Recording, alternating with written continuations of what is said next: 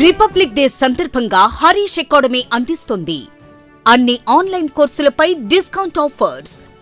Group 2, SI, constable, GPO, JLM అండ్ JL, DL full course ఏదైనా ₹499 మాత్రమే. Course validity 6 months. ఈ ఆఫర్ జనవరి 24 నుండి జనవరి 30 వరకు మాత్రమే. సులభంగా జాబ్ సాధించే విధంగా లెజెండరీ ఫ్యాకల్టీచే రూపొందించబడిన standard and updated online classes. 3 లక్షల మందికి పైగా పర్చేస్ చేసిన online classes.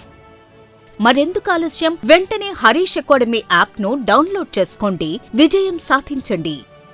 Harish the best academy. Phone 8341116915.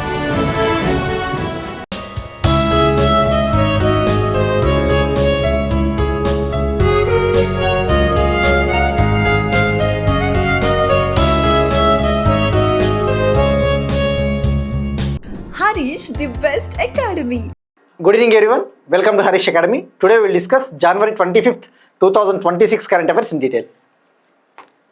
ఇవాళ మన ఫస్ట్ టాపిక్ 18వ ప్రధానమంత్రి Rozgar Mela, 18th prime minister Rozgar Mela. ఇక్కడ రోజ్గర్ మేళా అనేది గవర్నమెంట్ ఆఫ్ ఇండియా నిర్వహించే ఒక ఇంపార్టెంట్ డ్రైవ్ అని చెప్పవచ్చు. ముఖ్యంగా ఇండియాలో డిఫరెంట్ గవర్నమెంట్ సెక్టార్స్లో ఎవరికైతే జాబ్స్ వస్తాయో, కొత్తగా గవర్నమెంట్ జాబులు తెచ్చుకునే యూత్కి అపాయింట్మెంట్స్ లెటర్స్ ఇచ్చే ఒక ప్రోగ్రామ్, నియామక పత్రాలు ఇచ్చే ఒక కార్యక్రమం. మరి ఇప్పుడు ఈ 18th రోజ్గర్ మేళాలో భాగంగా నిన్న ప్రైమ్ మినిస్టర్ నరేంద్ర మోడీ గారు వర్చువల్గా అంటే వీడియో కాన్ఫరెన్సింగ్ లైక్ రిమోట్ సహాయంతో ఈ డ్రైవ్ని లాంచ్ చేశారు. ఈ 18th రోజ్గర్ మేళాలో భాగంగా సుమారుగా ఓవర్ 61,000 న్యూ అపాయింట్మెంట్ లెటర్స్ ఇవ్వడం జరిగింది. 61,000 మందికి పైగా నియామక పత్రాలు ఇవ్వడం జరిగింది. సో మనం ఎగ్జామ్ పాయింట్ ఆఫ్ వ్యూలో ఇటువంటివి తెలుసుకోవాల్సింది, ఇది అసలు ఇటువంటి ప్రోగ్రామ్ని ఎప్పుడు లాంచ్ చేశారు, ఎంతమందికి అపాయింట్మెంట్స్ లెటర్స్ ఇచ్చారు, ఎవరికి ఇవ్వడం జరుగుతుంది.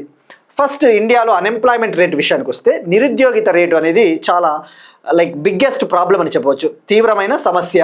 మనం ప్రీవియస్ క్లాస్లో ఒక టాపిక్ డిస్కస్ చేసుకున్నాం. ఇండియాలో ప్రెజెంట్ అన్ఎంప్లాయ్మెంట్కి సంబంధించిన డేటా, నిరుద్యోగానికి సంబంధించిన డేటాను ఎవ్రీ మంత్ ఇప్పుడు రిలీజ్ చేస్తూ ఉన్నారు. గతంలో లాగా కాకోకుండా ఇప్పుడు ప్రతి నెల కూడా రిలీజ్ చేస్తూ ఉన్నారు. మరి ఎవరు రిలీజ్ చేస్తూ ఉన్నారు? Ministry of statistics and programme implementation కింద ఉండే గణాంకాలు మరియు పథకాల అమలు మంత్రిత్వ శాఖ కింద నేషనల్ స్టాటిస్టికల్ ఆఫీస్ NSO ఉంటుంది. ఈ NSO పీరియాడిక్ లేబర్ ఫోర్స్ సర్వేని విడుదల చేస్తుంది, periodic labour force survey. So ఈ NSO ఇండియాలో ఈ యొక్క ఎంప్లాయ్మెంటు, అన్ఎంప్లాయ్మెంట్కి సంబంధించిన డేటాను రిలీజ్ చేయడం జరుగుతుంది, ఎవ్రీ మంత్ రిలీజ్ చేయడం జరుగుతుంది ఇప్పుడు. సో మనం ఇప్పుడు ఎగ్జామ్ పాయింట్ ఆఫ్ వ్యూలో ఒకసారి తెలుసుకోవాల్సింది, డిసెంబర్ 2025లో అన్ఎంప్లాయ్మెంట్ రేట్ ఇండియాలో ఎంత ఉంది. డిసెంబర్ 2025లో ఇండియాలో ఈ నిరుద్యోగిత రేటు, అన్ఎంప్లాయ్మెంట్ రేట్ 4.8% ఉంది. అది నవంబర్ 2025లో అయితే 4.7%. ఇక జనవరికి సంబంధించిన డేటా ఇంకా రాలేదు, వచ్చిన తర్వాత మనం తెలుసుకుందాం. సో ఇది అప్డేట్ చేసుకోండి తప్పకుండా. సో ఇప్పుడు ఈ రోజ్గర్ మేళా విషయానికి వస్తే, ఈ campaign first time government of India 2022లో లాంచ్ చేసింది. 2022 అక్టోబర్ 22న లాంచ్ చేసింది, ఆ విషయం గుర్తుపెట్టుకోండి. సో ఇప్పుడు జరిగినది 18th ఎడిషను. మరి దేశవ్యాప్తంగా కంట్రీ వైడ్ డిఫరెంట్ గవర్నమెంట్ సెక్టార్స్లో, సెంట్రల్ గవర్నమెంట్ జాబ్స్ కావచ్చు, state government jobs, home ministries, police డిపార్ట్మెంట్లలో ఎవరికైతే కొత్తగా జాబ్స్ వస్తాయో వాళ్ళకి అపాయింట్మెంట్ లెటర్స్ ఇవ్వడం జరిగింది. ఈ డ్రైవ్ని లాంచ్ చేసినప్పటి నుంచి, క్యాంపెయిన్ని లాంచ్ చేసినప్పటి నుంచి సుమారుగా 11 lakhకు పైగా రిక్రూట్మెంట్ లెటర్స్, నియామక పత్రాలను ఇవ్వడం జరిగింది. సో ఇక మరి ఈ యొక్క డ్రైవ్ని నిన్న ఇండియాలోని 45 సిటీస్లో, భారతదేశంలోని 45 ప్రాంతాల్లో నిర్వహించడం జరిగింది. సో ఇక ఇక్కడ మీరు చూస్తే ఒక మోడల్ క్వశ్చన్ కూడా మోడల్ క్వశ్చన్ కూడా ఇలా అడగడానికి కూడా ఛాన్స్ ఉంటుంది. ఈ ప్రధానమంత్రి రోజ్గర్ మేళా అనేది ఫస్ట్ టైం ఎప్పుడు లాంచ్ చేశారు, ఫస్ట్ ఎడిషన్ అంటే 22 అక్టోబర్ 2022. ఇట్లా కూడా ఇక ప్రైమ్ మినిస్టర్ నరేంద్ర మోడీ గారు ఎప్పుడైనా ఏదైనా ఒక స్టేట్కి వెళ్ళినప్పుడు అక్కడ జనరల్గా వేరియస్ డెవలప్మెంటల్ ప్రాజెక్ట్స్ని లాంచ్ చేస్తూ ఉంటారు, వివిధ అభివృద్ధి ప్రాజెక్టులు. మనం తెలుసుకోవాల్సింది హైలైట్స్. ఇటీవల మోడీ గారు కేరళలో ఎన్నికల ప్రచారంలో పాల్గొనడానికి వెళ్ళినప్పుడు కేరళలోని తిరువనంతపురంలో PM స్వానిధి క్రెడిట్ కార్డ్ని లాంచ్ చేశారు. PM స్వానిధి క్రెడిట్ కార్డ్, ఇది చాలా ఇంపార్టెంట్ అండి. డైరెక్ట్గా అడుగుతాడు ఎగ్జామ్లలో, పిఎం స్వానిధి క్రెడిట్ కార్డ్ని ఎక్కడ లాంచ్ చేశారంటే తిరువనంతపురం, కేరళ. మరి ఈ ముఖ్య ఉద్దేశం ఏంటి? ఇక్కడ స్వానిధి అంటే ఇండియాలో స్ట్రీట్ వెండర్స్ ఎక్కువగా ఉంటారు. సో ఇది అగైన్ అని చెప్తున్నానండి, ఇది లింకప్పే, ఈ టాపిక్కి కంటిన్యూషనే. మనము కరెంట్ అఫైర్స్ అనేది కంటిన్యూషన్లో భాగంగానే లింకప్ చేసుకుంటూ పోవడం జరుగుతుంది. So be careful. సో ఇక్కడ ప్రైమ్ మినిస్టర్ స్వానిధి విషయానికి వస్తే, ఇండియాలో స్ట్రీట్ వెండర్స్ ఎక్కువగా అంటే ఏంటి, ఈ వీధులలో వ్యాపారాలు ఏమైనా చిన్న చిన్న తోపుడు బండ్లు అలాంటివి పెట్టుకొని బతుకుతూ ఉంటారు కదా. సో వాళ్లకు లోన్స్ ఇవ్వడం కోసం, వాళ్ళని ఎకనామికల్గా ఆదుకోవడం కోసము జూన్ 1 2020 జూన్ 1న ministry of housing and urban affairs ఈ పిఎం స్వానిధి స్కీమ్ని లాంచ్ చేసింది. హౌసింగ్ అండ్ అర్బన్ అఫైర్స్ అంటే ఈ గృహ నిర్మాణము మరియు పట్టణ వ్యవహారాల మంత్రిత్వ శాఖ. ఇక్కడ పిఎం స్వానిధి అంటే prime minister street vendors Atmanirbhar Nidhi. ఈ స్కీమ్ కింద వాళ్ళకి లోన్స్ ఇవ్వడం జరుగుతుంది. సో దీనికి సంబంధించిన క్రెడిట్ కార్డ్ని, జనరల్గా క్రెడిట్ కార్డ్స్ అనేవి rich people, wealthy people, IT సెక్టార్లో ఉండే వాళ్ళు మెయింటైన్ చేస్తారు. సో వీళ్ళకు కూడా, ఈ వీధి వ్యాపారులకు కూడా క్రెడిట్ కార్డులు ఇవ్వడం వల్ల వాళ్ళకి ఆదాయం, వాళ్ళ వ్యాపారం కూడా అభివృద్ధి చెందుతుంది. సో ఎక్కడ లాంచ్ చేశారు అంటే తిరువనంతపురం. సో ఇలాంటి స్కీమ్స్ ఎగ్జామ్లలో ఎలా అడుగుతాడో నేను నెక్స్ట్ స్లైడ్స్లో చూపిస్తానండి. సో ఇక సెకండ్ టాపిక్ వెళ్తే, న్యూఢిల్లీలో వీర్ గాథా 5.0 అవార్డుల ప్రధానోత్సవం. న్యూఢిల్లీలో వీర్ గాథా 5.0 అవార్డుల సెరమనీ జరిగింది. సో ఈ వీర్ గాథా 5.0 అవార్డుల ప్రధానోత్సవంలో 100 స్టూడెంట్స్కి అవార్డ్స్ ఇవ్వడం జరిగింది, 100 మంది విద్యార్థులకు. సో మనం ఎగ్జామ్ పాయింట్ ఆఫ్ వ్యూ తెలుసుకోవాల్సింది, ఫస్ట్ ఇటువంటి అవార్డ్స్కి సంబంధించి ఎగ్జామ్లో ఎలా అడుగుతాడు. ఫస్ట్ ఈ అవార్డు విషయానికి వస్తే, మనకి ప్రాజెక్ట్ వీరగాథ అని చెప్పేసి ఒక ప్రోగ్రామ్ ఉంది. ప్రాజెక్ట్ వీరగాథ. గాథ అంటే ఏంటి? కథ. గాథ అంటే ఏంటి? గాథలు అంటే కథలు. వీర అంటే వీరులు, అంటే వీరుల కథలను పిల్లలకు చెప్పాలి అన్న ఉద్దేశంతో ప్రాజెక్ట్ వీరగాథని 2021లో డిఫెన్స్ మినిస్ట్రీ, రక్షణ మంత్రిత్వ శాఖ మరియు ఎడ్యుకేషన్ మినిస్ట్రీ, విద్యా మంత్రిత్వ శాఖ జాయింట్గా దీన్ని లాంచ్ చేశాయి, ప్రారంభించాయి. సో మరి ఈ ప్రాజెక్ట్ వీరగాథ ముఖ్య ఉద్దేశము, ఇండియాలో ఆర్మీ పర్సన్స్కి చాలామందికి అవార్డ్స్ వస్తాయి, గ్యాలంటరీ అవార్డ్స్ అని చెప్పేసి. గ్యాలంటరీ అవార్డ్స్ అంటే ఏంటి? శౌర్య పథకాలు. ఈ శౌర్య పథకాలు పొందిన ఆర్మీ వీరులు ఎవరైతే ఉంటారో, ఎవరైతే ప్రాణత్యాగం చేసి ఉంటారో, వాళ్ళ యొక్క త్యాగాలను, వాళ్ళ యొక్క సాక్రిఫైజెస్ని చిల్డ్రన్స్కి చెప్పాలి. తద్వారా స్టూడెంట్లలో దేశభక్తిని పెంపొందించాలి, ప్యాట్రియాటిజంని ఇంక్రీజ్ చేయాలి అన్నది ముఖ్య ఉద్దేశం. సో ఆ ఇయర్ గుర్తుపెట్టుకోండి, ఏ మంత్రిత్వ శాఖలు గుర్తుపెట్టుకోండి. సో ఇప్పుడు ఈ వీరగాథ విషయానికి వస్తే, న్యూఢిల్లీలో ఈ అవార్డులు 100 స్టూడెంట్స్కి ఇవ్వడం జరిగింది. సో మరి డైరెక్ట్గా ఈ నెంబర్ చాలా ఇంపార్టెంట్ అండి. మనకి ఎంతమందికి ఇచ్చారని ఎగ్జామ్లో అడుగుతాడా అంటే తప్పకుండా అడుగుతాడు. ఎందుకంటే మొన్న రీసెంట్గా జరిగిన ఆర్ఆర్బిలో ఏం క్వశ్చన్ అడిగాడు తెలుసా? రైల్వేస్ ఎగ్జామ్లో 2025లో గ్యాలంటరీ అండ్ సర్వీస్ మెడల్స్ ఎంతమందికి ఇచ్చారు? గ్యాలంటరీ అవార్డ్స్ అంటే శౌర్య అవార్డులు. డైరెక్ట్గా నెంబర్ అడిగాడు, ఆన్సర్ 1090. చూడండి, ఇట్లా అడుగుతున్నాడు. మనకి గ్యాలంటరీ అవార్డ్స్ అంటే ఏమొస్తాయి? పరమవీర చక్ర, వీర చక్ర అట్లాంటివి వస్తాయి కదా. మరి ఇండియాలో హైయెస్ట్ గ్యాలంటరీ అవార్డు ఏంటి? మిలిటరీ వాళ్ళకి ఇచ్చే అత్యున్నత శౌర్య పథకము పరమవీర చక్ర. సో అట్లా కరెంట్ అఫైర్స్ని మనము ఎక్కడ ఎంత చదవాలో, ఎంత ఆపాలో ఐడియా ఉండాలి. సో ఇక మరి వీరగాథ విషయానికి వస్తే 100 మెంబర్స్ సెలెక్ట్ చేశారు నేషనల్ లెవెల్లో, జాతీయ స్థాయిలో. ఈ 18 కంట్రీస్లోని 91 స్కూల్స్ నుంచి 3 కేటగిరీస్లో ఈ అవార్డ్స్ని ఇవ్వడం జరిగింది. ఇక్కడ మరి విదేశాల్లో ఉన్న స్టూడెంట్స్ అంటే, విదేశాల్లో కూడా మన సిబిఎస్ఈ స్కూల్స్ ఉంటాయి, central board of secondary education schools. ఆ స్కూల్స్లలో చదివే ఇండియన్ స్టూడెంట్స్కి ఇవ్వడం జరిగింది. మరి ఎవ్రీ విన్నర్కి 10,000 రూపీస్ క్యాష్ ఇవ్వడం జరిగింది. అలానే ఇప్పుడు ఎవరైతే విన్నర్స్గా వీళ్ళు 100 మెంబర్స్ ఉన్నారో, వాళ్ళు ఈ సంవత్సరం అంటే టుమారో జరగబోయే రిపబ్లిక్ డే సెలబ్రేషన్స్లలో వీళ్ళు చీఫ్ గెస్ట్లుగా, ప్రత్యేక అతిథులుగా పాల్గొంటారు. సో ఇది ప్రాజెక్ట్ వీరగాథ. నెక్స్ట్ వన్, ముఖ్యమంత్రి సెహత్ యోజన. పంజాబ్ గవర్నమెంట్ ముఖ్యమంత్రి సెహత్ యోజన అనే ఒక హెల్త్ స్కీమ్ని లాంచ్ చేసింది, ఆరోగ్య పథకాన్ని లాంచ్ చేసింది. మరి ఫస్ట్ మనకి స్టాటిక్ పాయింట్ ఆఫ్ వ్యూలో పంజాబ్ విషయానికి వస్తే, పంజాబ్లో present Aam Aadmi party government ఉంది. ఆమ్ ఆద్మీ పార్టీ ఒక నేషనల్ పార్టీ. ఇక పంజాబ్కి చీఫ్ మినిస్టర్గా భగవంత్ సింగ్ మాన్ గారు ఉన్నారు. భగవంత్ సింగ్ మాన్. ఇక ఆమ్ ఆద్మీ పార్టీ ఫౌండర్ అంటే కేజ్రీవాల్, అరవింద్ కేజ్రీవాల్, రైట్. ఇక మరి ఈ ముఖ్యమంత్రి సెహత్ యోజన స్కీమ్ విషయానికి వస్తే, ఇదొక హెల్త్ స్కీము. మనకి ఇండియాలో ఈ ఆరోగ్య సంరక్షణకు సంబంధించి ఇండియాలో ఫ్యామిలీస్కి హెల్త్ ఇన్సూరెన్స్ ఇవ్వడం జరుగుతుంది. ఉదాహరణకు ఒక స్కీమ్ ఉంది, ఆయుష్మాన్ భారత్ ప్రధానమంత్రి జన్ ఆరోగ్య యోజన. ఆయుష్మాన్ భారత్ ఉంది కదా, ఆయుష్మాన్ భారత్ కింద ఎవ్రీ ఫ్యామిలీకి 5 lakh హెల్త్ ఇన్సూరెన్స్ సంవత్సరానికి ఇవ్వడం జరుగుతుంది. సో అట్లా, సో అలాంటి స్కీమే ఇది. మరి మనం ఎప్పుడైనా ఒక స్కీమ్ వార్తల్లో ఉన్నప్పుడు మనం తెలుసుకోవాల్సింది హైలైట్స్, 1 by 1 నీట్గా హైలైట్స్ తెలుసుకోవాలా. సో ఈ ముఖ్యమంత్రి సెహత్ యోజన విషయానికి వస్తే చీఫ్ మినిస్టర్స్ హెల్త్ స్కీమ్ అని కూడా చెప్పవచ్చు. మరి ఇందులో భాగంగా పంజాబ్ గవర్నమెంట్ ఇయర్కి 10 lakh క్యాష్లెస్ హెల్త్ ట్రీట్మెంట్ ప్రతి ఫ్యామిలీకి ఇవ్వబోతోంది. ప్రతి కుటుంబానికి 10 లక్షల క్యాష్లెస్ అంటే ఏంటి, నగదు రహిత సహాయాన్ని అందించబోతోంది. సో ఈ స్కీమ్ ద్వారా పంజాబ్లో 65 lakh ఫ్యామిలీస్కి బెనిఫిట్ చేకూరబోతోంది. పంజాబ్లో 65 లక్షల కుటుంబాలకి లబ్ధి చేకూరబోతోంది. ఓవరాల్గా 3 crore పీపుల్కి బెనిఫిట్, 3 crore పీపుల్కి లబ్ధి చేకూరుతుంది. మరి ఇందులో భాగంగా 2300కి పైగా మెడికల్ ప్రొసీజర్స్కి ట్రీట్మెంట్ ఇవ్వడం జరుగుతుంది. అంటే ఏంటి, వివిధ రకాల వ్యాధులు వస్తూ ఉంటాయి కదా, రకరకాల వ్యాధులు, అట్లా 2300కు పైగా వ్యాధులకి ట్రీట్మెంట్ ఇస్తారు, చికిత్స అందించడం జరుగుతుంది.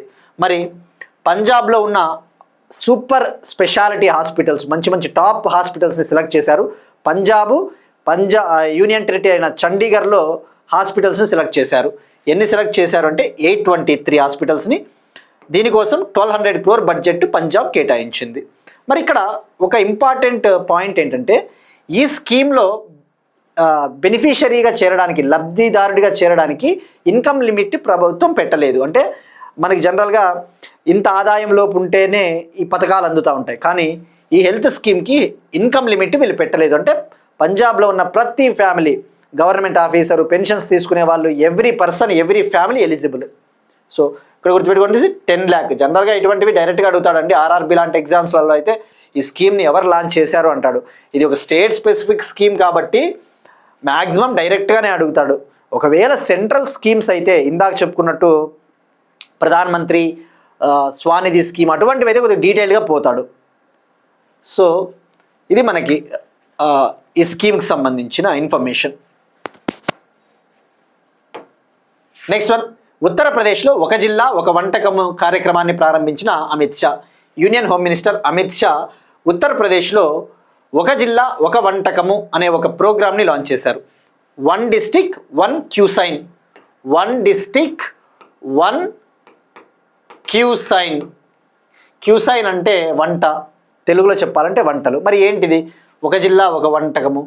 మనకి ఇండియాలో గవర్నమెంట్ ఆఫ్ ఇండియా ముఖ్యంగా 2018లో గవర్నమెంట్ ఆఫ్ ఇండియా ఒక స్కీమ్ని లాంచ్ చేసింది. 2018లో 1 district 1 product పేరిట, 1 district 1 product పేరిట. ఈ 1 district 1 product అంటే ఏంటి? ఇప్పుడు మన తెలుగు రాష్ట్రాలే తీసుకుందాం. మన తెలుగు రాష్ట్రాల్లో ఒక్కొక్క డిస్టిక్లో ఒక్కొక్క ప్రోడక్ట్ ఫేమస్ ఉంటుంది. ఒక్కొక్క జిల్లాకు పోతే ఒక్కొక్క వంట కావచ్చు, ఒక్కొక్క అగ్రికల్చర్ ప్రోడక్ట్ చాలా ఫేమస్ ఉంటాయి. సో మరి ఫర్ ఎగ్జాంపుల్ ఏదైనా ఒక సెల్ఫ్ హెల్ప్ గ్రూప్స్ మహిళలు ఉంటారు, స్వయం సహాయక సంఘాల మహిళలు, వాళ్ళు ఒక్కొక్క జిల్లాకు చెందిన మహిళలు ఒక్కొక్క వస్తువులు తయారు చేస్తూ ఉంటారు. ఉదాహరణకు మన తెలుగు రాష్ట్రాలను తెలంగాణ తీసుకుంటే, తెలంగాణలోని కరీంనగర్లో వెండి సిల్వర్ బొమ్మలు ఫేమస్ కదా. మనం ఇటీవల తెలుసుకున్నాం. ప్రైమ్ మినిస్టర్ నరేంద్ర మోడీ గారు మన్ కీ బాత్లో కూడా దాని గురించి మెన్షన్ చేశారు, ప్రస్తావించారు. సో అదే ఆంధ్రప్రదేశ్కి పోతే లైక్ అనకాపల్లి టాయ్స్ కావచ్చు, అటువంటివన్నీ రకరకాలు ఉంటాయి. సో అటువంటి ప్రోడక్ట్స్ని కనుక మనం ప్రమోట్ చేస్తే, వాటికి ఎగుమతులు కనుక మనము అభివృద్ధి చేస్తే వాళ్ళకి ఇన్కమ్ వస్తుంది. సో అలానే ఈ 1 district 1 cuisine, ఒక జిల్లా ఒక వంటకము, ఈ 1 district 1 product కింద లాంచ్ చేయడం జరిగింది. మరి ఇప్పుడు ఒక్కొక్క జిల్లాలో ఒక్కొక్క వంట ఫేమస్ ఉంటుంది. ఫుడ్, బిర్యానీ కావచ్చు, స్వీట్స్ కావచ్చు. సో వాటికి పాపులారిటీ తీసుకురావాలి, ఎక్స్పోర్ట్స్ పెంచాలనేది సింపుల్ అబ్జెక్టివ్, రైట్. మరి ఈ 1 district 1 product విషయానికి వస్తే ఇది జనరల్గా అండి ఇప్పుడు గుర్తుపెట్టుకోండి, ఒక డిస్టిక్లో ఒక ప్రోడక్ట్ అనేది రకరకాల ప్రోడక్ట్స్ ఉంటాయి, అగ్రికల్చరల్ ప్రోడక్ట్స్, మ్యానుఫ్యాక్చరింగ్ ప్రోడక్ట్స్. మరి అటువంటి స్కీమ్ని ఏ మంత్రిత్వ శాఖ దీన్ని నిర్వహిస్తుంది అంటే ministry of commerce and industry, పరిశ్రమలు వాణిజ్య మంత్రిత్వ శాఖ. కానీ మెయిన్గా ఫుడ్ ప్రాసెసింగ్ మంత్రిత్వ శాఖ కూడా దీన్ని అమలు చేస్తుంది, ఫుడ్ ప్రాసెసింగ్ ఇండస్ట్రీ కూడా దీన్ని ఇంప్లిమెంట్ చేస్తుంది అన్న విషయం గుర్తుపెట్టుకోండి, రైట్. మరి ఇప్పుడు ఎప్పుడు లాంచ్ చేశారంటే నిన్న union home minister Amit Shah గారు ఉత్తరప్రదేశ్ ఫౌండేషన్ డే సందర్భంగా దీన్ని లాంచ్ చేశారు, ఉత్తరప్రదేశ్ వ్యవస్థాపక దినోత్సవం. ఇక్కడ పాలిటీ పాయింట్ ఆఫ్ వ్యూలో ఇటువంటివి కూడా అప్పుడప్పుడు మనం లింకప్ చేసుకోవాలా. నిన్న జనవరి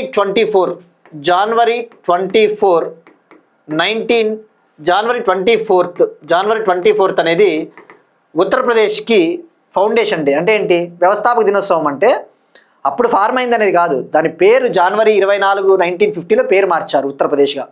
ఫస్ట్ ఉత్తరప్రదేశ్ విషయానికి వస్తే ఇండిపెండెన్స్ వచ్చేంత వరకు కూడా ఉత్తరప్రదేశ్ ఎలా ఉన్నిందంటే ఒక లైక్ యునైటెడ్ ప్రావిన్స్గా ఉన్నింది. ఆగ్రా మరియు అవధ్ ప్రాంతంగా ఉన్నింది. ఏప్రిల్ 1, 1937 యునైటెడ్ ప్రావిన్స్గా ఫార్మ్ అయింది. యునైటెడ్ ప్రావిన్స్ అంటే ఒక లైక్ ఉమ్మడి ప్రాంతము అన్నట్టు.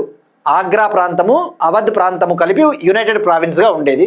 అయితే జనవరి 24, 1950లో ఈ యునైటెడ్ ప్రావిన్స్ నేమ్ని యూపీగా చేంజ్ చేశారు. యునైటెడ్ ప్రావిన్స్ పేరుని ఉత్తరప్రదేశ్గా మార్చడం జరిగింది.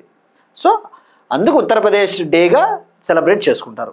మరి ఇండియాలో ఒక స్టేట్ యొక్క నేమ్ని చేంజ్ చేయాలి అన్నా, బౌండరీస్ని చేంజ్ చేయాలి అన్నా, ఏరియాని చేంజ్ చేయాలన్నా ఏ ఆర్టికల్ అంటే ఆర్టికల్ 3 పార్లమెంట్కి అధికారం ఉంటుంది. ఒక రాష్ట్రం యొక్క సరిహద్దులు మార్చాలన్నా, ఆ పేరు మార్చాలన్నా, ఆ యొక్క ఏరియాని చేంజ్ చేయాలన్నా ఆర్టికల్ 3 కింద పార్లమెంటు ముఖ్యంగా ప్రెసిడెంట్ ముందస్తు అనుమతితో, ప్రెసిడెంట్ ప్రయర్ అప్రూవల్తో బిల్లును ప్రవేశపెట్టడం జరుగుతుంది. ఆ బిల్లు పార్లమెంటులో సింపుల్ మెజారిటీతో పాస్ అయితే సరిపోతుంది, సాధారణ మెజారిటీతో పాస్ అయితే సరిపోతుంది, స్పెషల్ మెజారిటీ అవసరం లేదు. సో ఇట్లా మనకి ఒకసారి లింకప్ చేసుకుంటే సరిపోతుందండి. నెక్స్ట్ వన్, పొగాకు నికోటిన్ ఉత్పత్తులపై ఒడిషా పూర్తి నిషేధం. ఒడిషా గవర్నమెంట్ ఈ యొక్క టొబాకో, నికోటిన్ అంటే గుట్కా, పాన్ మసాలా ఇటువంటి వాటిపైన కంప్లీట్గా బ్యాన్ చేసింది. సో మనకి exam point of view again మళ్ళీ చెప్తున్నాను అండి, కరెంట్ అఫైర్స్ అనేవి మనము 2 రకాలుగా ఎట్లా చదవచ్చు అంటే ఫ్యాక్ట్స్, డైరెక్ట్గా ఫ్యాక్ట్స్ అంటే ఏంటి, ఇటీవల ఏ రాష్ట్రము ఈ టొబాకో పైన కంప్లీట్గా బ్యాన్ చేసింది అంటే ఒడిషా, అది ఫ్యాక్ట్. ఆర్ఆర్బి అయినా డిఎస్సి అయినా అట్లా అడుగుతాడు. ఇంకొద్దిగా నువ్వు ఎకానమీకి లింకప్ చేసుకోవాలా, ఏ ఎగ్జామ్ ప్రిపేర్ అయ్యేవాళ్ళన్నా ఎకానమీకి లింకప్ చేసుకోవాలా వీటిని. సో ఇది మనకి మరి ఇప్పుడు ఈ ఫ్యాక్ట్ ఓరియంటేషన్ల విషయానికి వస్తే వేటిపైన బ్యాన్ అంటే ఈ టొబాకో కావచ్చు, నికోటిను, సిగరెట్సు, లైక్ పాన్ మసాలా, గుట్కా ఇటువంటి వాటిని మ్యానుఫ్యాక్చర్ చేయకూడదు, తయారు చేయకూడదు, వాటిని ప్రాసెసింగ్ చేయకూడదు, ప్యాకేజ్ చేయకూడదు, స్టోర్ చేయకూడదు, నిల్వ చేయకూడదు, ట్రాన్స్పోర్ట్ రవాణా చేయకూడదు, పంపిణీ చేయకూడదు, డిస్ట్రిబ్యూట్ చేయకూడదు, అంటే వాటిని సేల్ కూడా చేయకూడదు, అమ్మకం కూడా చేయరాదు. సో ఇది రైట్. ఇక మనం ఇటీవల ఒక టాపిక్ డిస్కస్ చేసుకున్నాం, జిఎస్టీ రీఫార్మ్స్కి సంబంధించి. జిఎస్టీ సంస్కరణల్లో భాగంగా స్పెషల్గా ఇప్పుడు 40% స్లాబ్ రేట్ని తీసుకొని వచ్చారు. సిన్ గూడ్స్ ఏవైతే ఉంటాయో ఇండియాలో డీమెరిట్ గూడ్స్ అంటారు. సిన్ గూడ్స్ అంటే sin goods are demerit goods అంటారు. అంటే సమాజానికి ఏ వస్తువులు అయితే హాని కలిగిస్తాయో, ఉదాహరణకు pan masala, tobacco, gutka, gambling, betting ఇటువంటివి సమాజానికి హానికరము, వాటిని sin goods are demerit goods అంటారు. వాటిపైన 40% ట్యాక్స్ని వేయడం జరిగింది. సో అట్లా లింకప్ చేసుకోవాలి. మరి ఇందులో సిగరెట్ల పైన ఎంత జిఎస్టీ ఉంది, బీడీల పైన ఎంత ఉందో కూడా తెలుసుకోవాలి. ఎందుకంటే February 1, 2026 నుంచి ఈ న్యూ ట్యాక్స్ రేట్స్ అమల్లోకి రాబోతూ ఉన్నాయి, కొత్త పన్ను రేట్లు అమల్లోకి రాబోతూ ఉన్నాయి. ఒకసారి మనం చూసుకుంటే ఇటీవల పార్లమెంట్ వింటర్ సెషన్స్లో ఒక బిల్లు పాస్ అయింది, central excise amendment bill, central excise సవరణ బిల్లు. దానికి పార్లమెంట్లో 2 సభలు పాస్ చేశాయి, ప్రెసిడెంట్ కూడా ఆమోదం తెలపడం జరిగింది. సో ఇప్పుడు అది చట్టం అయింది. సో మరి దీని ముఖ్య ఉద్దేశం ఏంటి అంటే ఈ టొబాకో ప్రోడక్ట్స్ ఏవైతే ఉంటాయో వాటిపైన ఎక్సైజ్ డ్యూటీస్ వేయాలి, సెస్ వేయాలి, సెస్. మరి ఇది సెంట్రల్ ఎక్సైజ్ యాక్ట్ 1944ని అమెండ్ చేసింది. సెంట్రల్ ఎక్సైజ్ చట్టం 1944ని సవరించింది. ఈ చట్టం తప్పకుండా గుర్తుపెట్టుకోండి, పాలిటీలో అడుగుతాడు. మరి ఇక February 1 నుంచి పాన్ మసాలా, సిగరెట్టు, టొబాకో అటువంటి సిమిలర్ ప్రోడక్ట్స్ పైన 40% GST వేస్తున్నారు. ఇక బీడీల పైన అయితే 18% GST. ఇవి కూడా అడుగుతాడండి, ఇవి కూడా చాలా ఇంపార్టెంట్. మ్యాచ్ ద ఫాలోయింగ్ ఇస్తాడు. క్రింది వాటిలో ఏ వస్తువు పైన ఎంత GST అని చెప్పి మ్యాచ్ ద ఫాలోయింగ్ ఇస్తాడు, అడిగిన సందర్భాలు ఉన్నాయి. సో హైలైట్స్ గుర్తుపెట్టుకుంటే సరిపోతుంది. ఇక మనం ఒక టాపిక్ డిస్కస్ చేసుకున్నాం. హెల్త్ సెక్యూరిటీసే నేషనల్ సెక్యూరిటీ సెస్ బిల్ 2025. ఈ బిల్లు ముఖ్య ఉద్దేశం ఏంటి? ఈ పాన్ మసాలా ఇటువంటి ఉంటాయి కదా, ఆ పాన్ మసాలా అటువంటి వాటి తయారీ యూనిట్లు ఏవైతే ఉంటాయో మ్యానుఫ్యాక్చరింగ్ యూనిట్స్ పైన స్పెషల్గా ఒక సెస్ని వేస్తూ ఉన్నారు అనేది కూడా మనం తెలుసుకున్నాం. ఇక్కడ సెస్ విషయానికి వస్తే మనం ఇంకొకసారి తెలుసుకోవాలండి. సెస్ గురించి తెలుసుకున్నాం కదా, ఇటీవల సెస్ గురించి ఒక టాపిక్ డిస్కస్ చేసుకున్నాం. సో సెస్ అంటే ఏంటి? ఏదైనా ఒక స్పెషల్ పర్పస్, ఒక పని కోసము ఒక విద్యారంగాన్ని, ఎడ్యుకేషన్ సెక్టార్ని డెవలప్ చేయాలంటే ఎడ్యుకేషన్ సెస్ అని వేస్తారు. ట్యాక్స్ ఆన్ ట్యాక్స్, సెస్ అంటే పన్నుపై పన్ను లాంటిది. ఉదాహరణకు education cess, Swachh Bharat cess. ఇది ఎవరిపైన వేస్తూ ఉంటారంటే జనరల్గా ఆల్ సిటిజన్స్ పైన అప్లై అవుతుంది. జనరల్గా సాధారణంగా భారతీయ పౌరులపైన, ఇన్కమ్ ట్యాక్స్ కట్టేవాళ్ళు, కట్టని వాళ్ళపైన కూడా అప్లై అవుతుంటుంది జనరల్గా. మరి సెస్ని జనరల్గా ఎవరు కలెక్ట్ చేస్తారు? Central government. దీన్ని విధించేది, సేకరించేది, దీన్ని లెవీ. విధించడం అంటే ఇంగ్లీష్లో లెవీ. లెవీ అంటే విధించడము. దీన్ని కలెక్ట్ చేసేది సెంట్రల్ గవర్నమెంటే. మరి సెస్ని స్టేట్ గవర్నమెంట్స్తో షేర్ చేసుకుంటుందంటే జనరల్గా కేంద్ర ప్రభుత్వం స్టేట్ గవర్నమెంట్స్కి సెస్ డబ్బుల్ని ఇవ్వదు. బట్ కొన్ని స్పెషల్ సర్కమ్స్టాన్స్లలో, కొన్ని ప్రత్యేక పరిస్థితులలో రాష్ట్ర ప్రభుత్వాలకు ఇస్తుంది. ఉదాహరణకు ఈ యొక్క హెల్త్ సెస్, ఇప్పుడు ఈ టొబాకో వీటిపైన వేస్తూ ఉన్నారు కదా, దీన్ని స్టేట్ గవర్నమెంట్స్ కూడా షేర్ చేసుకునే ఆస్కారం ఉంది, ఛాన్స్ ఉంది. ఎందుకంటే పబ్లిక్ హెల్త్ అనేది ఒక స్టేట్ సబ్జెక్టు. ఈ ప్రజా ఆరోగ్యం అనేది రాష్ట్ర జాబితాలో ఉంటుంది. ఈ పబ్లిక్ హెల్త్ రాష్ట్ర జాబితా అంటే ఏంటి? రాష్ట్ర జాబితాలో ఉన్న అంశాలపైన రాష్ట్ర ప్రభుత్వాలు చట్టాలు చేస్తాయి. సో ఉదాహరణకు GST కాంపెన్సేషన్ సెస్ ఉంది, GST నష్టపరిహార సెస్. అది ఏంటి?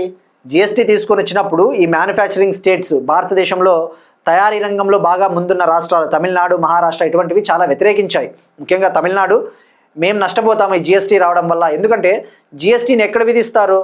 ఆ గూడ్, ఆ వస్తువు కానీ, ఆ సేవ కానీ చివరగా ఎవరు దాన్ని వినియోగించుకుంటా ఉన్నారు అంటే మహారాష్ట్రలో, తమిళనాడులో ఒక వస్తువు తయారైతే ఆ తయారైన వస్తువు ఆంధ్రప్రదేశ్కి వచ్చింది అనుకుందాం. ఆంధ్రప్రదేశ్లో ఎవరైతే ఆ వస్తువును కొంటారో ఆంధ్రప్రదేశ్ ప్రభుత్వానికి GST పోతుంది, కానీ తమిళనాడుకి వాటికి పోదు GST. సో మాకు నష్టపోతున్నాం కాబట్టి మాకు నష్టపరిహారం కావాలి అని చెప్పేసి ఆ నష్టపరిహారం కోసమే కేంద్ర ప్రభుత్వం GST కాంపెన్సేషన్ సెస్ని, కాంపెన్సేషన్ అంటే నష్టపరిహారం, GST కాంపెన్సేషన్ సెస్ని ఈ పెద్ద పెద్ద స్టేట్లకి ఇవ్వడం జరిగిందనమాట. సో అట్లా గుర్తుపెట్టుకోండి, సెస్ని సాధారణంగా స్టేట్ గవర్నమెంట్స్తో డబ్బులు ఇవ్వదు, స్టేట్ గవర్నమెంట్స్తో షేర్ చేసుకోదు, బట్ కొన్ని ప్రత్యేక పరిస్థితుల్లో ఇవ్వడం జరుగుతుంది.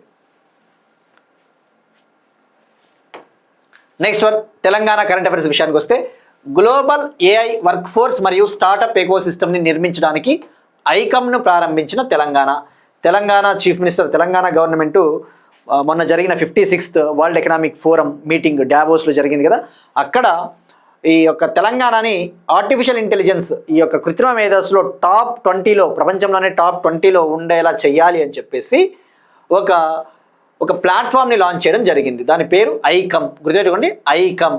ఇది గ్లోబల్ AI ఇన్నోవేషన్ ఎంటిటీ, అంటే గ్లోబల్ అంతర్జాతీయ కృత్రిమ మేధస్సు ప్రయోగాత్మక వేదిక. మనం డిస్కస్ చేసుకున్నాం కదా, ప్రపంచంలోనే మొట్టమొదటి AI ప్రయోగాత్మక వేదికను తెలంగాణ ప్రభుత్వం స్టార్ట్ చేసింది. World's first AI research entity type అనమాట. సో దాని పేరు పెట్టారు ఇప్పుడు ఐకమ్. దాని పేరు ఏంటి అంటే ఐకమ్ అని గుర్తుపెట్టుకోండి, సరిపోతుంది. మరి దీని ముఖ్య ఉద్దేశం AI టాలెంట్ని ఎంకరేజ్ చేయాలి, AI స్టార్టప్స్ని ఎంకరేజ్ చేయాలి, AI కంపెనీలకి ఫండ్స్ ఇవ్వాలి, అటువంటిది.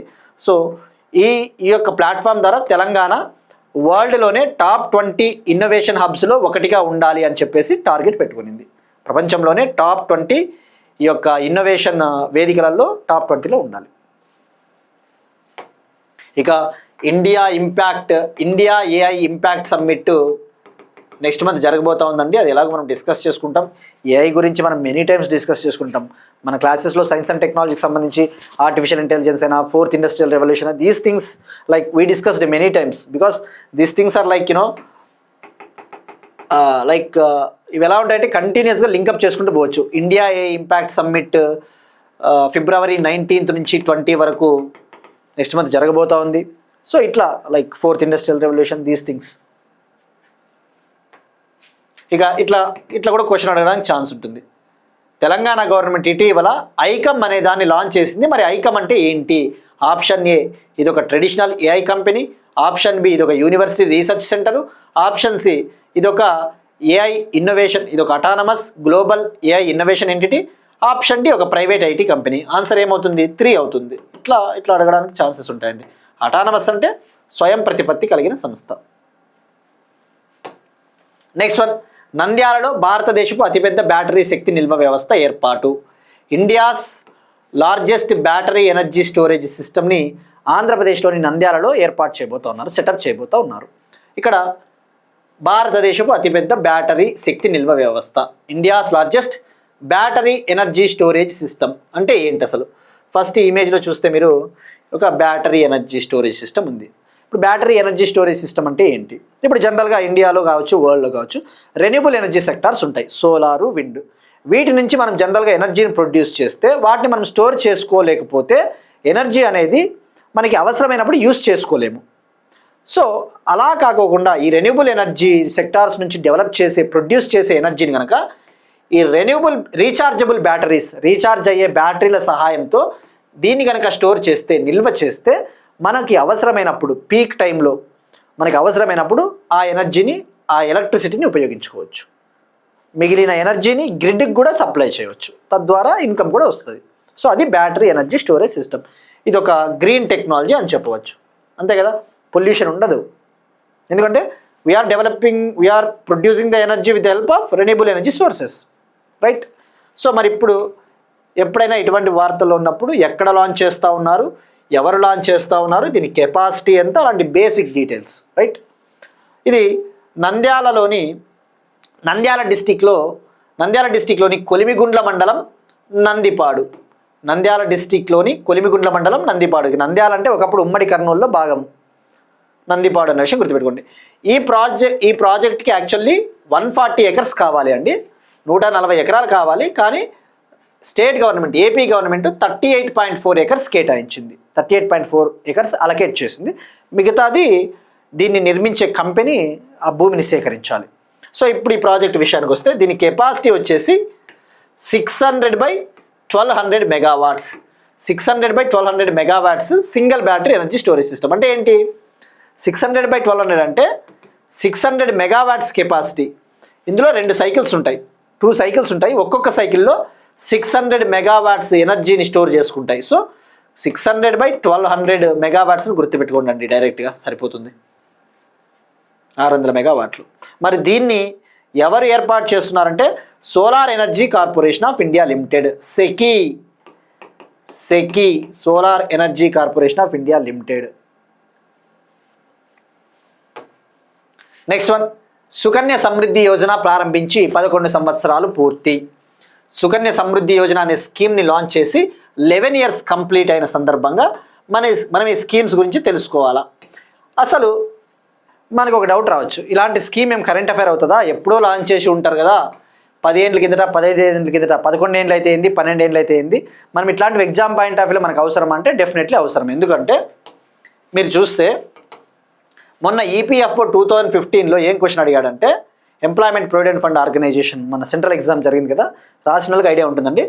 ప్రధానమంత్రి ముద్రా యోజన స్కీమ్కి సంబంధించి క్రింది వాటిలో ఏవి నిజం అని చెప్పేసి 2 పాయింట్లు ఇచ్చాడు, 2 స్టేట్మెంట్లు ఇచ్చి 1 ఓన్లీ కరెక్ట్, 2 ఓన్లీ కరెక్ట్ అట్లా ఇచ్చాడు. సో స్కీమ్స్ ఎప్పుడైనా ఫ్లాగ్షిప్ స్కీమ్స్ వార్తలో ఉన్నప్పుడు మనం తెలుసుకోవాలా. సుకన్య సమృద్ధి యోజన అంటే ఏంటి? ఇది ఇండియాలో గర్ల్ చైల్డ్కి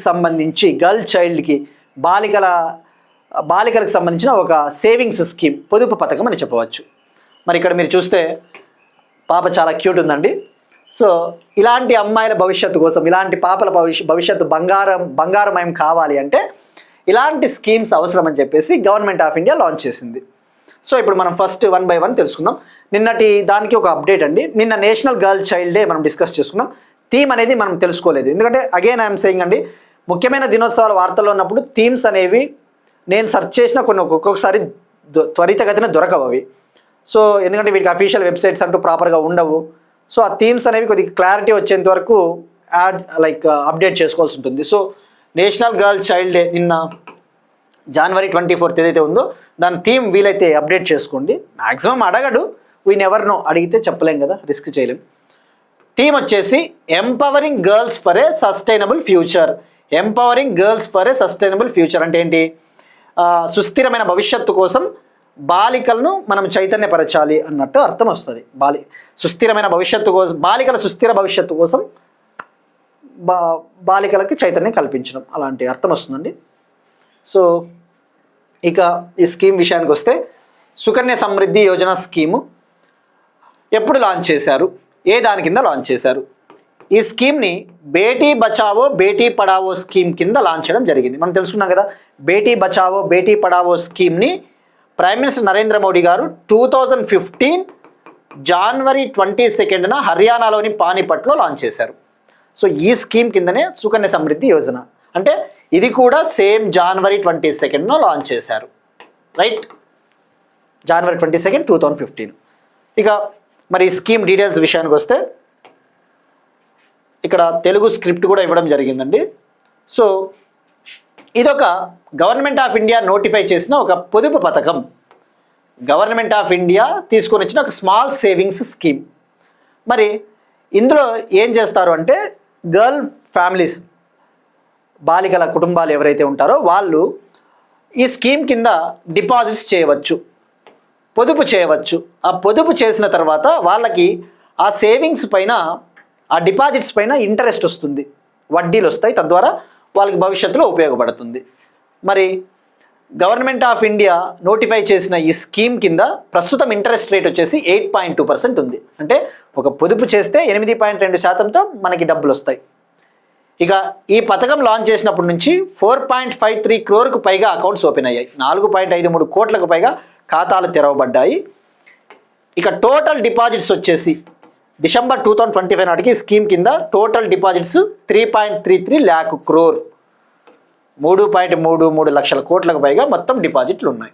సో ఇది అండి ఈ స్కీము. సో ఇలాంటి స్కీమ్ హైలైట్స్ తెలుసుకోండి. మరి ఈ స్కీమ్ని ఏ మంత్రిత్వ శాఖ మెయిన్గా నోటిఫై చేస్తుంది అంటే మినిస్ట్రీ ఆఫ్ ఫైనాన్స్ అండి. జనరల్గా అంటే ఈ ఆర్థిక మంత్రిత్వ శాఖ ఈ వడ్డీ రేట్లని నోటిఫై చేస్తూ ఉంటుంది, ప్రకటిస్తూ ఉంటుంది అట్లా. సో ఇట్లా అడుగుతాడండి స్కీమ్స్కి సంబంధించి ఇన్ఫర్మేషన్ మనకు ఐడియా ఉండాలి. నెక్స్ట్ వన్ అగైన్ ఎకానమిక్స్ సంబంధించి ఒక ఇంపార్టెంట్ టాపిక్. 2025లో భారతదేశంలోకి FDI ప్రవాహాలు 73% పెరిగాయి అంటాడు. ఇక్కడ FDI ట్రెండ్స్ ఎలా ఉన్నాయి ఇండియాలో, అలానే వరల్డ్ వైడ్ ఈ విదేశీ ప్రత్యక్ష పెట్టుబడులు, ఫారిన్ డైరెక్ట్ ఇన్వెస్ట్మెంట్స్ ఇంక్రీజ్ అవుతా ఉన్నాయా, పెరుగుతూ ఉన్నాయా, లేదంటే తగ్గుతూ ఉన్నాయా, ఇంక్రీజ్ అవుతా ఉన్నాయా, లేదంటే డిక్రీజ్ అవుతున్నాయని చెప్పేసి అంటాడు ఒక రిపోర్ట్ విడుదల చేసింది. ఫస్ట్ ఇక్కడ అంటాడు విషయానికి వస్తే, అంటాడు గురించి తెలుసుకున్న తర్వాత FDI గురించి తెలుసుకుందాం, ఈ రిపోర్ట్ గురించి తెలుసుకుందాం. అంటాడు ఇది ఒక ఇంటర్ గవర్నమెంటల్ ఆర్గనైజేషన్ చెప్పవచ్చు, అంతర్జాతీయ సంస్థ. ఇందులో డిఫరెంట్ కంట్రీస్ ఉంటాయి. దీని ముఖ్య ఉద్దేశం ఏంటి అంటే డిఫరెంట్ కంట్రీస్లో ఈ విదేశీ ప్రత్యక్ష పెట్టుబడులు FDIs ట్రెండ్స్ ఎలా ఉన్నాయో రిపోర్ట్ రిలీజ్ చేస్తుంటుంది. ఒక రిపోర్ట్ రిలీజ్ చేసింది ఈ నెలలో January 2026లో గ్లోబల్ ఇన్వెస్ట్మెంట్ ట్రెండ్స్ మానిటర్ రిపోర్ట్ని విడుదల చేయడం జరిగింది. ఇక అంటాడు గురించి 2 పాయింట్లు తెలుసుకుందామండి తప్పకుండా. ఇది లాంచ్ చేసినప్పుడు దీని పేరు UN conference on trade and development. దీన్ని లాంచ్ చేసినప్పుడు దీని అసలు నేము UN conference on trade and development. దీన్ని 1964లో లాంచ్ చేశారు. 1964లో దీని హెడ్ క్వార్టర్స్ జెనీవా, స్విట్జర్లాండ్. మరి ఇప్పుడు దీని పేరు వచ్చేసి UN ట్రేడ్ అండ్ డెవలప్మెంట్గా కూడా పేరు మార్చడం జరిగిందండి. అంటే ఇప్పుడు దీనికి పేరు కూడా కాన్ఫరెన్స్ అనే వర్డ్ తీశారు. ఇప్పుడు UN ట్రేడ్ అండ్ డెవలప్మెంట్గా దీన్ని రీనేమ్ చేయడం కూడా జరిగింది. సో ఇది మనకి సరిపోతుంది ఈ పాయింట్స్. ఇక ఇప్పుడు ఈ FDI ట్రెండ్స్ విషయానికి వస్తే ఇండియాలో ఎంత పెరిగాయి, గ్లోబల్గా ఎంత పెరిగాయి తెలుసుకోవాలా. 2025లో ఇండియాలోకి FDI 73% ఇంక్రీజ్ అయ్యింది, 73% పెరిగాయి. సో 2025లో ఇండియాలోకి $47 billion వచ్చాయి, $47 billion వచ్చాయి. మన ఇండియన్ కరెన్సీలో చెప్పాలంటే 4.32 lakh crore. రైట్. మరి హయ్యెస్ట్గా ఏ రంగాల్లో వచ్చాయంటే సర్వీస్ సెక్టారు, మ్యానుఫ్యాక్చరింగ్ సెక్టారు, తయారీ రంగము, సేవల రంగము. ముఖ్యంగా సర్వీస్ సెక్టార్లో కూడా డేటా సెంటర్స్లో ఎక్కువగా వచ్చాయి పెట్టుబడులు. డేటా సెంటర్స్, ఈ డేటా సెంటర్స్ విషయానికి వస్తే, ఈ డేటా సెంటర్స్లోకి పెట్టుబడులు, డేటా సెంటర్స్లోకి ఇన్వెస్ట్మెంట్స్ విషయంలోకి వస్తే 2025లో ఇండియా 7th ప్లేస్లో ఉంది. 2025లో ఇండియా 7th ప్లేస్లో ఉంది. డేటా సెంటర్లలోకి పెట్టుబడుల విషయంలో ఫస్ట్ ప్లేస్లో ఫ్రాన్స్ ఉంది. ఈ డేటా సెంటర్లలోకి పెట్టుబడుల విషయంలో ఫస్ట్ ప్లేస్లో ఫ్రాన్స్, రైట్. ఇక మరి ఇంకా హైలైట్స్ తీసుకుంటే, ప్రపంచవ్యాప్తంగా ఎఫ్డిఐలు తీసుకుంటే 2025లో ఎఫ్డిఐలు 1.6 ట్రిలియన్కి పెరిగాయి. 1.6 ట్రిలియన్ అయ్యాయి. 2024తో పోల్చుకుంటే 2025లో ఎఫ్డిఐస్ 14% పెరిగాయి. ఇక ప్రాంతాల వారీగా చూసుకుంటే డెవలప్డ్ కంట్రీస్లో, అంటే అభివృద్ధి చెందిన దేశాలు, అమెరికా, యూకే, ఫ్రాన్సు, ఇటువంటి కంట్రీస్లో ఎఫ్డిఐలు 43% పెరిగాయి. 43% పెరిగి 728 బిలియన్కి చేరుకున్నాయి 2025లో.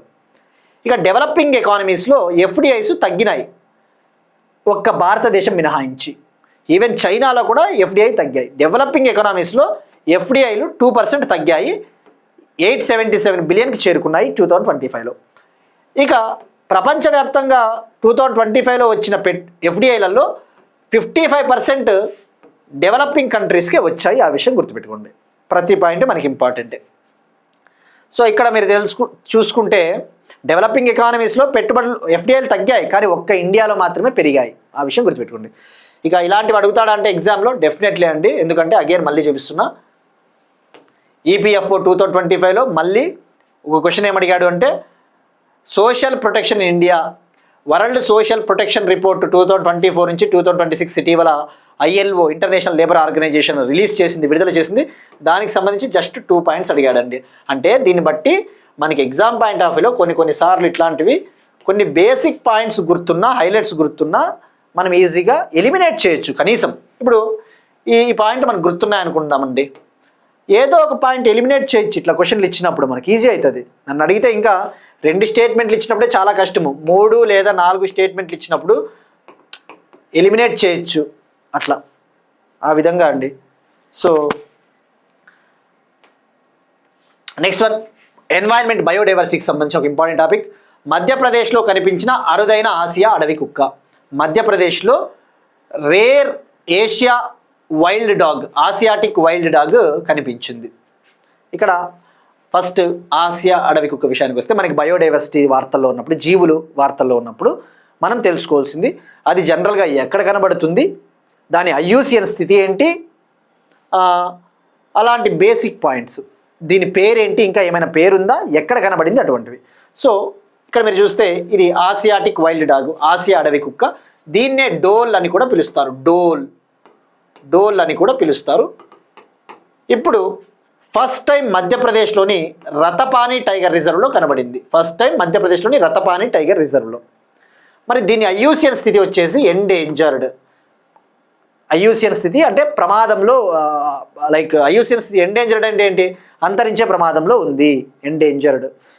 ఇవి మీరు ఐయూసిఎన్ విషయానికి వస్తే ఐయూసిఎన్ ఒక రెడ్ లిస్ట్ అని చెప్పేసి విడుదల చేస్తుందండి. ప్రపంచవ్యాప్తంగా మొక్కలైనా జంతువులైనా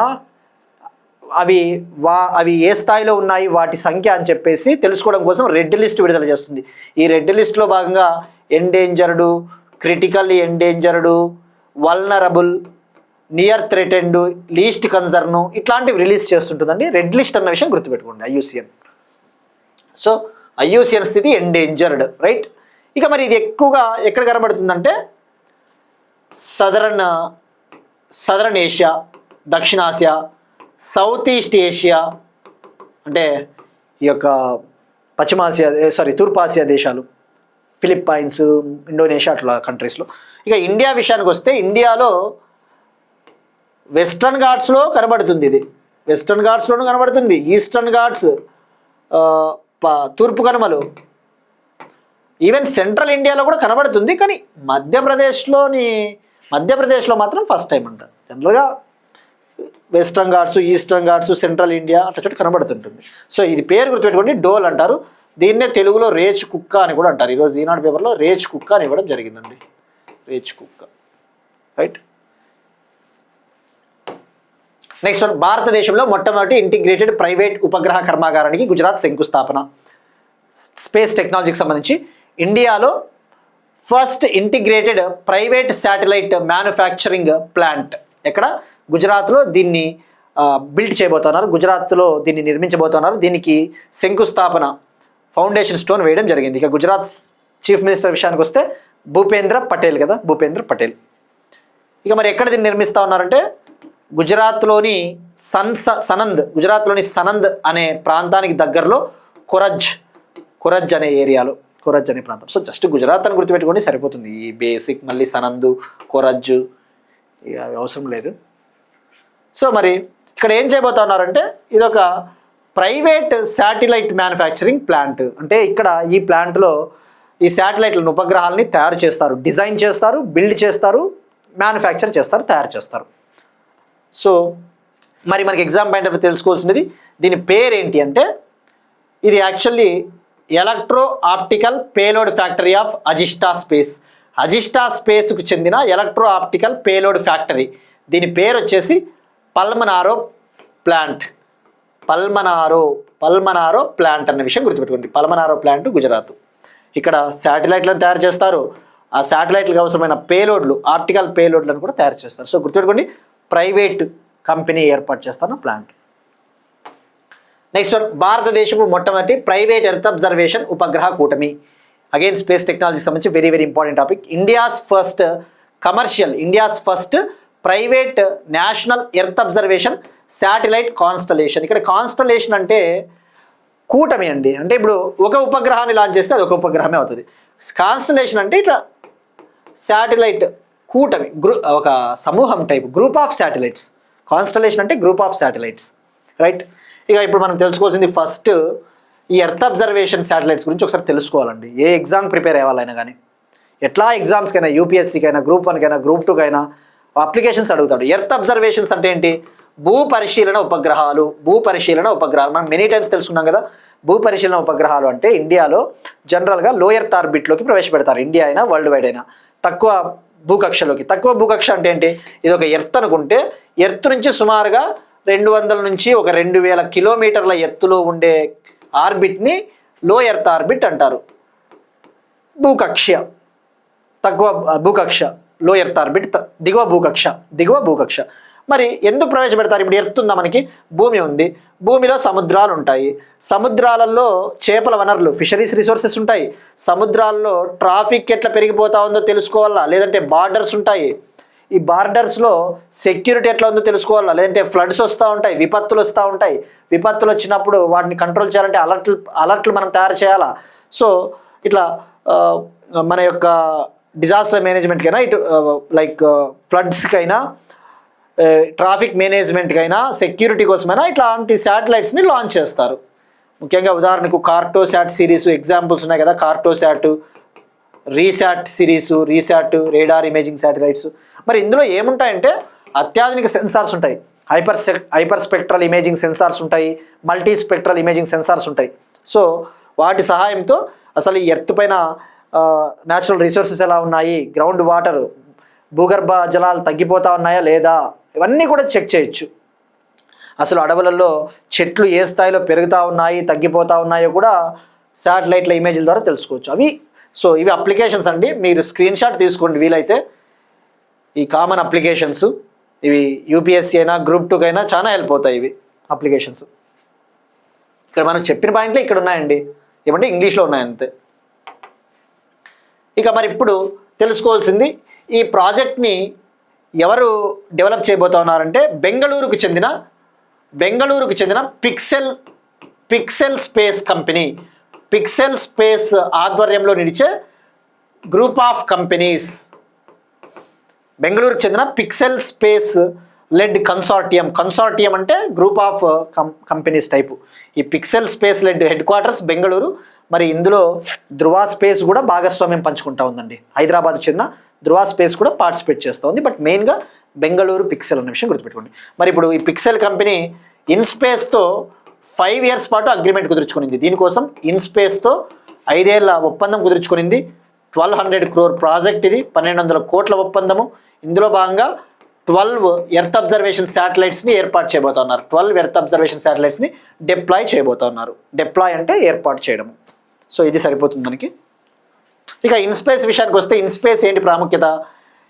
ఇన్స్పేస్ ఇండియాలో స్పేస్ సెక్టార్లో ప్రైవేట్ పాత్రని పెంచాలి. ఇండియాలో స్పేస్ సెక్టార్లో ప్రైవేట్ కంపెనీలని కూడా ప్రోత్సహించాలి. సో మరి ఇన్స్పేస్ కంపెనీ ఎప్పుడు ఏర్పాటైందంటే 2020లో అండి. చాలా ఇంపార్టెంట్. దీని హెడ్ క్వార్టర్స్ అహ్మదాబాద్, గుజరాత్. చాలా ఇంపార్టెంట్. మరి ఇండియాలో డిపార్ట్మెంట్ ఆఫ్ స్పేస్ ఎవరి కింద ఉంటుంది? ప్రైమ్ మినిస్టర్ కింద ఉంటుంది. డిపార్ట్మెంట్ ఆఫ్ అటామిక్ ఎనర్జీ కూడా ప్రైమ్ మినిస్టర్ కింద ఉంటుంది. మరి దీనికి చైర్మన్గా ప్రస్తుతం ఇన్స్పేస్కి చైర్మన్గా పవన్ గోయంకా.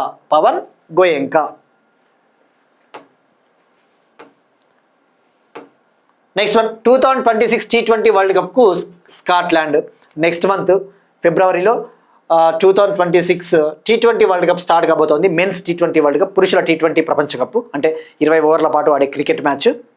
సో ఈ టోర్నమెంట్లో మేము పార్టిసిపేట్ చేయము. మేము ఇండియాలో అయితే పాల్గొనమని చెప్పేసి బంగ్లాదేశ్ ఐసీసీని కోరింది, ఇంటర్నేషనల్ క్రికెట్ కౌన్సిల్ని. బట్ ఇంటర్నేషనల్ క్రికెట్ కౌన్సిల్ ఒప్పుకోలేదు. సో మా మ్యాచ్లు శ్రీలంకలో పెట్టండి అని చెప్తే ఐసీసీ ఒప్పుకోలేదు. సో ఇక బంగ్లాదేశ్ డ్రాప్ అయిపోయింది, స్కాట్లాండ్ జాయిన్ అయింది. సో ఈ కాంటెక్స్లో మనం తెలుసుకోవాల్సింది జస్ట్ ఎలాగో ఈ టోర్నమెంట్ ముగిసిన తర్వాత లేదంటే స్టార్ట్ అయిన తర్వాత తెలుసుకుంటాం, బట్ ఇంకొకసారి తెలుసుకోవాలి. ICC men's T20 world cup ఫిబ్రవరి 7th నుంచి మార్చ్ 8th వరకు జరగబోతోంది. ఫిబ్రవరి 7th నుంచి 8th మార్చ్ వరకు 2020 ఫార్మాటు. ఎక్కడ జరగబోతుంది అంటే ఇండియా శ్రీలంకలో మొత్తం 20 కంట్రీస్ పాల్గొంటూ ఉన్నాయి. 55 మ్యాచెస్ జరగబోతూ ఉన్నాయి.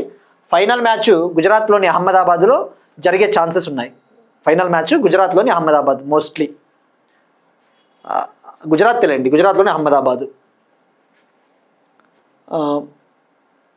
ఇక ఎలాగో ఈ టోర్నమెంట్ ముగిసిన తర్వాత లేదంటే స్టార్ట్ అయిన తర్వాత డెఫినెట్లీ ఇంకోసారి అప్డేట్ చేసుకుందామండి. ఇక మరి ఫస్ట్ వరల్డ్ కప్ ఎప్పుడు జరిగింది? T20 వరల్డ్ కప్ 2007 కదా. 2007లో ఇండియాకి ఫస్ట్ T20 వరల్డ్ కప్ అందించాడు ఇండియన్ దెన్ కెప్టెన్, మాజీ కెప్టెన్ మహేంద్ర సింగ్ ధోని, రైట్. ఇక ఈ సంవత్సరం జరుగుతూ ఉన్నది 10th ఎడిషన్. ఎన్నవ ఎడిషన్ అంటే 10వ ఎడిషన్. 10వసారి T20 వరల్డ్ కప్ జరుగుతూ ఉంది. ఇక లాస్ట్ టైం ఎవరు గెలుపొందారు? అగైన్ 2024లో ఇండియా రోహిత్ శర్మ క్యాప్టెన్సీలో మనం ఫైనల్లో సౌత్ ఆఫ్రికాను ఓడించి T20 వరల్డ్ కప్ని 2వసారి గెలుచుకున్నాం. ఇక ఇంపార్టెంట్ డేస్ అండి, వార్తల్లో ముఖ్యమైన దినోత్సవాలు. నేషనల్ ఓటర్స్ డే ఇవాళ, జాతీయ ఓటర్ల దినోత్సవం నిన్ననే సెలబ్రేట్ చేసుకున్నాం కదా. ఎలక్షన్ కమిషన్ ఆఫ్ ఇండియా 1950 జనవరి 25న ఏర్పాటైంది. అందుకు ఎవ్రీ ఇయర్ జనవరి 25ని నేషనల్ ఓటర్స్ డేగా సెలబ్రేట్ చేసుకుంటాము, ఓటర్లలో చైతన్యం తీసుకురావడం కోసం. సో ఇక థీమ్ వస్తే my India my vote. Theme వచ్చేసి my India my vote. Theme తప్పకుండా గుర్తుపెట్టుకోండి. మరి ఎప్పుడు స్టార్ట్ అయిందంటే 2011లో స్టార్ట్ అయింది. ట్యాగ్ లైన్ వచ్చేసి citizen at the heart of the Indian democracy. Tag line అవసరం లేదండి. ఇక్కడ ఇంకొక ఆస్పిరెంట్స్కి ఒక చిన్న రిమైండర్ అండి. కొంతమంది కామెంట్ సెక్షన్లో కరెంట్ అఫైర్స్ని ఎలా రీడ్ చేయాలి, ఎలా చదవాలి అంటుంటారు. ఇక్కడ కరెంట్ అఫైర్స్ అనేది మనం ప్రయారిటీ అంతా, మనం ఎలా చదువుతాం, ప్రయారిటీ ఏ దానికి ప్రాధాన్యత ఇస్తూ ఉన్నాము.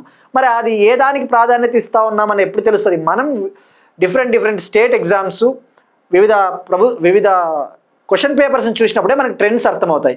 ఉదాహరణకు నేను ప్రీవియస్ క్లాస్లో ఒకటి చూపించిన. డిఎస్సిలో రీసెంట్గా ఏం క్వశ్చన్ అడిగాడు? ఒక డే అడిగాడు, ఈ డే ఎప్పుడు? నేషనల్ డాక్టర్స్ డే అన్నాడు, ఇది ఎప్పుడు? మ్యాచ్ ద ఫాలోయింగ్ ఇచ్చాడు. అక్కడ థీమ్లు అడగలేదు, అది ఎప్పుడు స్టార్ట్ అయింది అడగలేదు. ఒకవేళ రేపొద్దున గ్రూప్ 2 లాంటి ఎగ్జామ్స్లో క్రింది వాటిలో నేషనల్ ఓటర్స్ డేకి సంబంధించి ఏది నిజమని చెప్పేసి ఒక 2 పాయింట్లు ఇవ్వచ్చు. ఇది జనవరి 25 సెలబ్రేట్ చేసుకుంటాము, థీమ్ ఒకటి ఇవ్వచ్చు. ఇది ఫస్ట్ టైం 2011లో స్టార్ట్ అయింది అని కూడా అడగవచ్చు.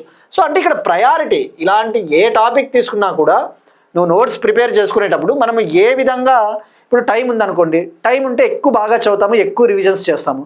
టైం లేదనుకో మనం పైన చూసుకుంటూ పోతాం. పైన చూసుకుని పోయినప్పుడు కూడా మనకి బాగా మార్కులు వచ్చే ఛాన్సెస్ ఉంటాయి. డిపెండ్స్ అపాన్ ద డే, ఆ రోజు ఎలా ఉంటుంది క్వశ్చన్ పేపర్ అని చెప్పేసి. సో ఒకవేళ మీరు ఇట్లా కూడా చేయొచ్చు, నోట్స్ రాసుకునేటప్పుడు. ఇప్పుడు నేషనల్ ఓటర్స్ డే ఉంది. National voters day first point 25th జనవరి అంటాం.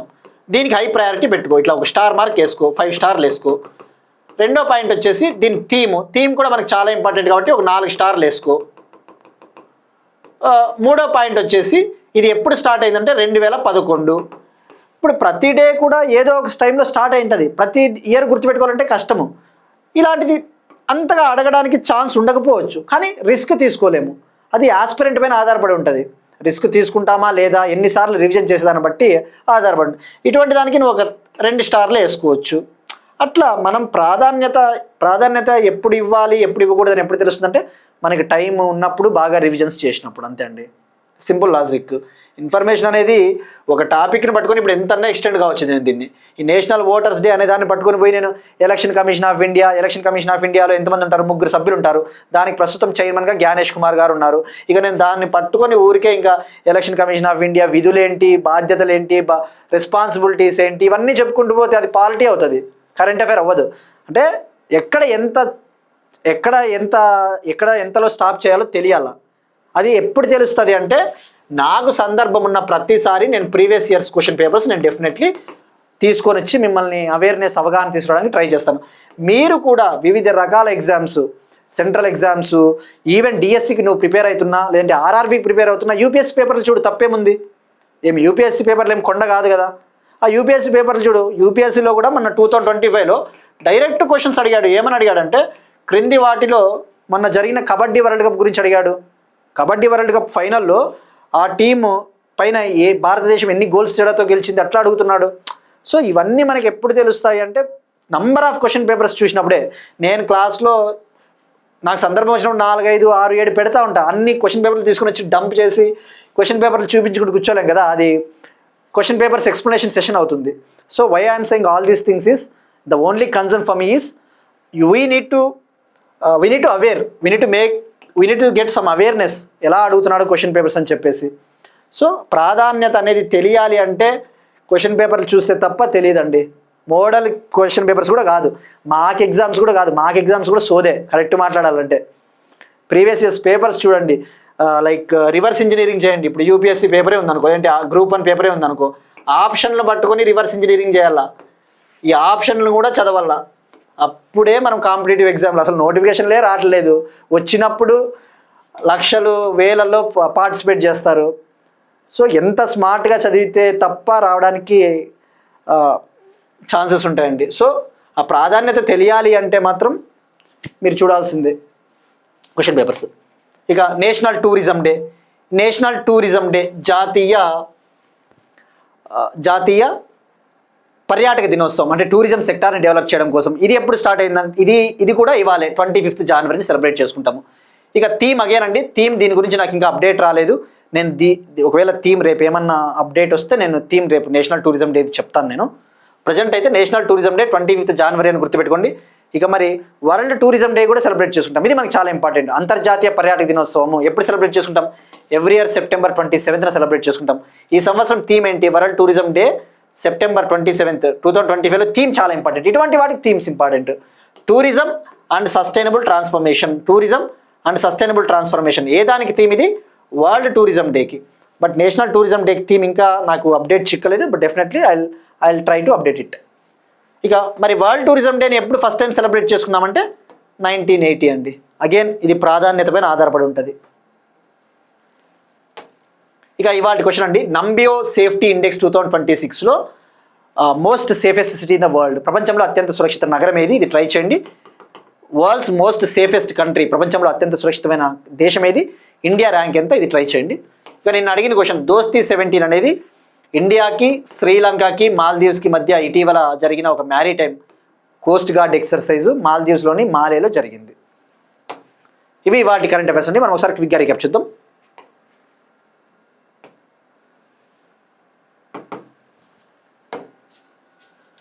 18th prime minister Rozgar Mela, న్యూఢిల్లీలో వీర్ గాథా 5.3 అవార్డుల ప్రదానోత్సవం, ముఖ్యమంత్రి సెహత్ యోజన పంజాబ్, ఉత్తరప్రదేశ్లో ఒక జిల్లా ఒక వంటకం, పొగాకు నికోటిన్ ఉత్పత్తులపై ఒడిషా పూర్తి నిషేధం, ఐకామ్ను ప్రారంభించిన తెలంగాణ, నంద్యాలలో భారతదేశపు అతిపెద్ద బ్యాటరీ శక్తి నిల్వ వ్యవస్థ ఏర్పాటు, సుకన్య సమృద్ధి యోజన,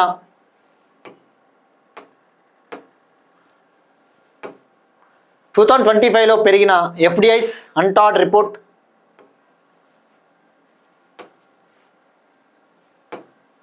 మధ్యప్రదేశ్లో కనిపించిన అరుదైన ఆసియా అడవి కుక్క, భారతదేశంలో మొట్టమొదటి integrated private satellite plant Gujarat. భారతదేశం మొట్టమొదటి ప్రైవేట్ ఎర్త్ అబ్జర్వేషన్ ఉపగ్రహ కూటమి. 2026 T20 వరల్డ్ కప్కు Scotland. National voters day 2026 January 25. National tourism day 25th January 2026. That's it. These are today's current affairs. We'll meet again tomorrow and thank you everyone.